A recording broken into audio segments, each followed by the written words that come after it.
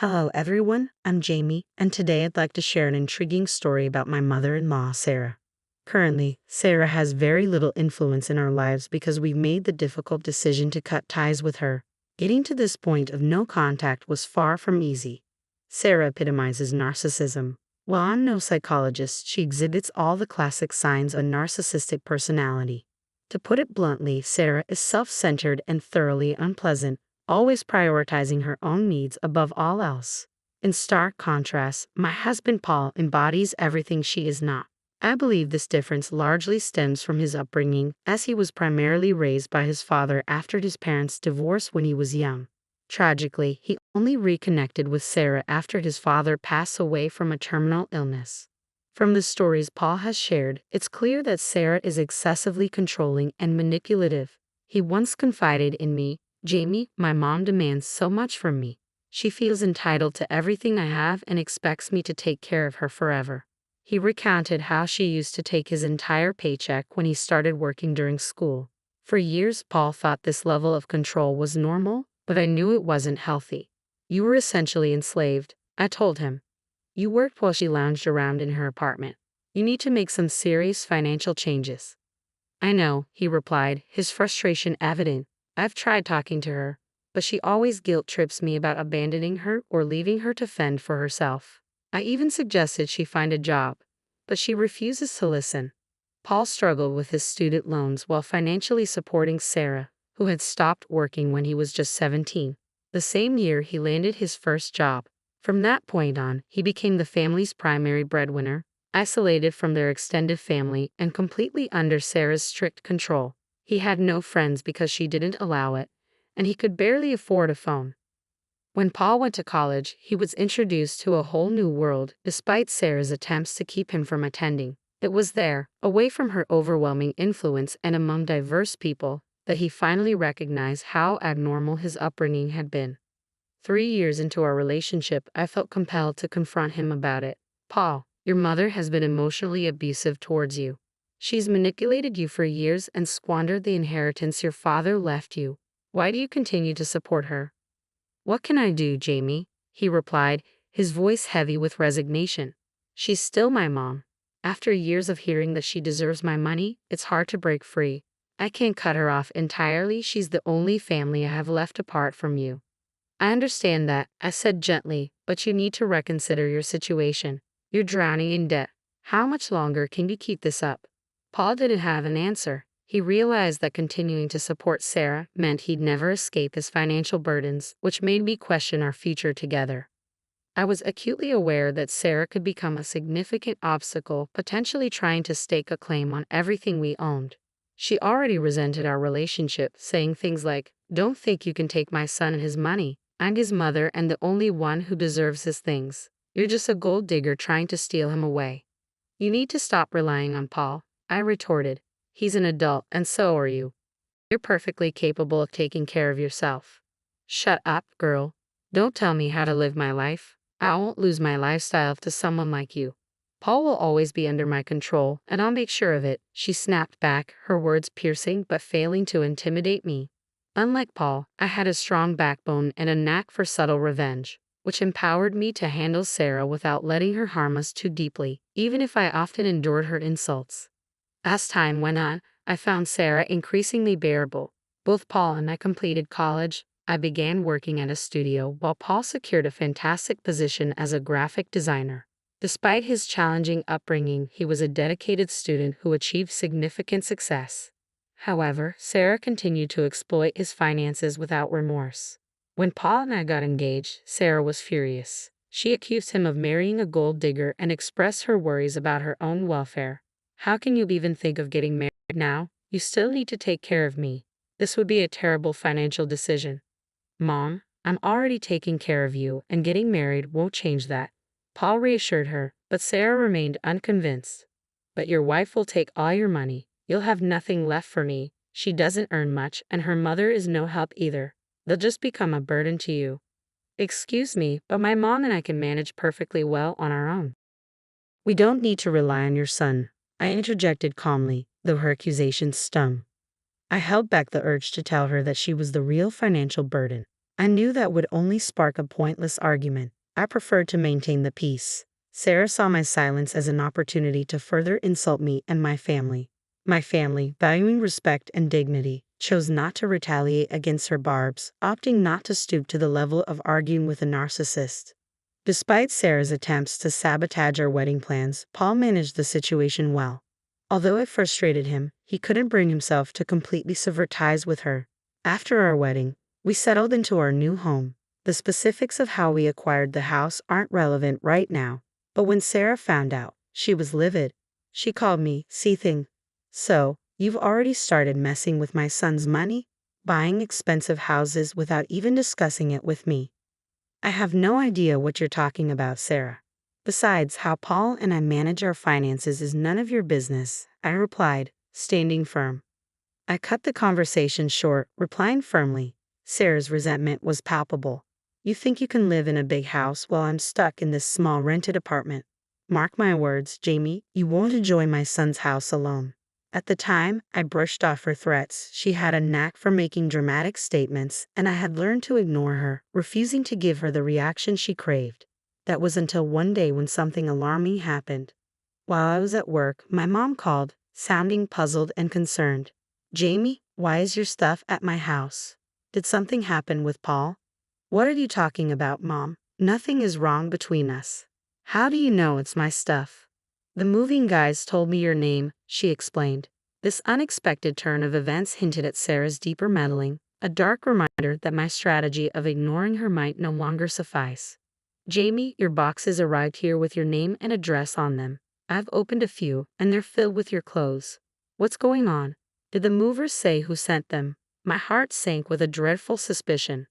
They mentioned someone named Sarah, she replied, her voice laced with concern. I think you should come home right away and sort this out. Taking her advice, I left work in a hurry and rushed home. As I stepped into my bedroom, a shocking sight greeted me. My drawers and closet were empty, even my bath products were gone. I was stunned. Descending to the living room, I found Sarah sitting there with a smug expression on her face. What the hell is going on, Sarah? Why did you touch my stuff and send it to my mom's house? I demanded, struggling to keep my composure. Her response was chilling. I'm here to set things right. From now on, only the homeowner and his mother will live in this house. A mother always has more rights than a wife. It's unfair for you to live here. What are you talking about? You're out of your mind. I shot back, my anger rising. Since the house belongs to my son, only he and I will stay here. You need to leave and go to a house that's in your name. So, you're saying only the person who owns the house should stay here? I clarified, trying to comprehend her twisted logic. That's exactly right, she replied, a triumphant glint in her eye. What I mean is, since I've already sent your stuff away, you can just leave. Don't worry, my son and I will be very happy here, she declared before turning and heading upstairs. I was furious at her audacity, unable to believe she was trying to throw me out of my own house. This house was in my name, and I was the rightful occupant. I couldn't let her force me out without taking action, so I made a strategic call. I immediately phoned Paul, urging him to come home as quickly as possible. He assured me he'd be there soon. When my mom arrived to check on the situation, we were both deeply unsettled, but I knew we needed to stand our ground against Sarah's outrageous attempt to usurp our home. When Sarah saw my mother, she was visibly flustered. What the hell, Jamie? Why is your mother here? I told you that you and your family can't be here. I've already sent your stuff to your mother's place. Then why is she here? I replied with a smirk. Well, you said that from now on, only the homeowner and the mother can stay here. So I called my mother and invited her over. This house is owned by my son. You should not be here. Sarah countered sharply. I demand that you leave immediately. I couldn't help but laugh, finding the irony delicious, and my mother joined in. Though I was angry, the laughter provided a welcome relief, reminding me of what needed to be clarified next. Once we composed ourselves, I turned to Sarah with a calm demeanor. Just for your information, my dear mother-in-law, this house belongs to me, I began, my tone even but firm. Yes. This house is in my name. It was part of my inheritance from my grandfather, who passed away recently. You can't be telling the truth. I don't believe you. This house cannot be yours. I know my son got this house for you. Sarah sputtered, disbelief etched across her face. Just wait till he comes home and shows you your place. I will not tolerate you keeping me away from the house. Sarah's confusion was met with a blunt correction from my mother. She's telling the truth, Sarah. You have some messed up logic about deserving your son's things. Even if the house is Jamie's, you shouldn't be so entitled. Jamie is Paul's wife and is equally entitled to his assets. I don't take advice from freeloaders, Sarah snapped at Rebecca. I suggest you keep your mouth shut. As for Paul, I will stay with him and ensure he divorces Jamie soon. Just a few minutes later, Paul walked through the front door, clearly bewildered by the sight of his mother standing in the middle of our living room. He looked even more puzzled to see my mother, whom I hadn't told him I invited over. Hey, guys, what's going on here? He asked as he entered. Jamie, you told me to come home soon. Has something happened? Something has happened, Paul. Your overbearing mother and her mother are trying to take over your house, Sarah declared dramatically. Paul, taken aback, responded firmly, Mom, what the hell is going on? Why would you disrespect my wife and her mother? They're right here. He then turned to me, giving me the floor to explain. Let me tell you what happened, I began, ready to unveil the absurd scenario Sarah had orchestrated. Paul stood in the middle of our living room, utterly stunned as he processed what I had just explained. Oh my God, are you serious? Mom, did you pack up Jamie's belongings and send them to her mom's house? Did you come into our home and move our things? Who gave you the right to do that? I'm just trying to help you, Sarah protested, feigning innocence. You need to reconsider your marriage. I've been telling you not to tolerate her freeloading behavior. Trust me, I can find you a better wife. Mom, I've told you so many times not to interfere in my marriage. Why are you still doing this? Paul's voice was firm, his frustration clear. I'm standing up for you. Your wife will drain your finances if you don't end this. That's why I moved into your house. I'm going to stay with you. You need to stop saying it's his house. I interjected firmly. Sarah, I've already told you this house is mine. If any mother is staying here, it will be mine. Paul looked exasperated as Sarah continued her tirade. Look at what your witch of a wife is saying. I told you she's a gold digger. She's already claiming this house is hers. Mom, stop insulting Jamie. This is ridiculous. Paul snapped, his patience worn thin. She's right, the house belongs to Jamie. It was part of her inheritance after her grandfather passed away. Sarah's face turned ashen as the truth finally dawned on her. My mother chuckled slightly from the corner, enjoying Sarah's discomfort, while Paul looked like he was on the verge of losing his temper completely. Desperate to regain her composure, Sarah scrambled for another angle. It doesn't matter, since you two are married. This house is yours too, Paul. I have the right to stay here. Why should I live in a rented apartment when you have a house? I won't let Jamie take everything from me. You need to kick her out, Sarah insisted stubbornly. Mom, you need to leave, Paul declared, his voice rising with each word. I've had enough of you meddling in my marriage. No matter how much you dislike Jamie, I am not leaving her. I've made that abundantly clear. You've gone too far with your antics. There's no way you're staying here. Your wife is blackmailing you with the house, Paul. You can't stay with her. Trust me, it'll be so much better if you divorce her. I can find you a new wife. Sarah tried to manipulate the situation further. The tension escalated, and chaos ensued. Paul began shouting at Sarah, his anger boiling over, while I joined in, equally furious at her outrageous behavior. It was clear that this confrontation was reaching a breaking point. Finally, fed up, I took decisive action and kicked Sarah out. She looked desperately at Paul for support, but he couldn't even meet her gaze. I stormed to the guest room, grabbed her suitcases, and threw them out the door alongside her. Sarah spent a solid hour weeping on our doorstep until I warned her I would call the police if she didn't leave. Eventually, she got up and left. Inside, Paul was overwhelmed with guilt and began to apologize profusely. My mother discreetly slipped into the kitchen to give us some privacy. Jamie, I'm so sorry. I should have cut ties with my mom a long time ago. All these years, she kept attacking you, and I still allowed her into our lives. I thought she might change and accept you as my wife. But it's clear now that she never will, he lamented. Paul, I understand she's your mom, and you felt a duty to take care of her. But her behavior has been unbearable. She tried to kick me out of my own home, I replied, my voice firm yet weary. I know, Jamie, and I can't believe she went that far. But don't worry, she won't get away with this. I'm going to stop supporting her financially. She doesn't deserve my kindness after what she's done. You won't have to deal with her again. Paul promised, his tone resolute. We spent a long time discussing our boundaries and expectations moving forward, reaching a solid understanding that brought me considerable relief.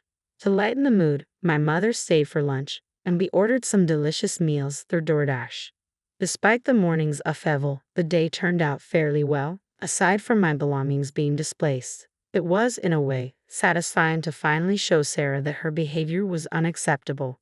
My mother had spoken to the moving company, ensuring everything would be taken care of moving forward. When we arrived at her place and explained the situation, they agreed to return my belongings, though it would take some time. In the meantime, Sarah didn't stop her attempts to stir up trouble. She bombarded Paul with calls and sent me a barrage of texts, accusing me of controlling him and forcing him to cut her off. I shared all her messages with Paul, who was livid and found himself in several heated exchanges with his mother over the following days. It felt like we were trapped in an endless cycle of chaos. That cycle finally broke when we decided it was time to take legal action. We reported Sarah to the police, pressing charges for trespassing, theft, and harassment. The police were taken aback by the extent of her actions and took our complaint seriously. While Sarah hadn't been violent, her behavior was anything but rational. After the incident, we informed Sarah about the police report and had our lawyers begin the process of obtaining a restraining order. However, this didn't deter her. She showed up at our house, furious and unapologetic. "How dare you file a police report against me? I'm your mother, and I deserve respect." "Paul, you can't do this to me," she screamed. "I'm done being quiet. What you did was a criminal offense.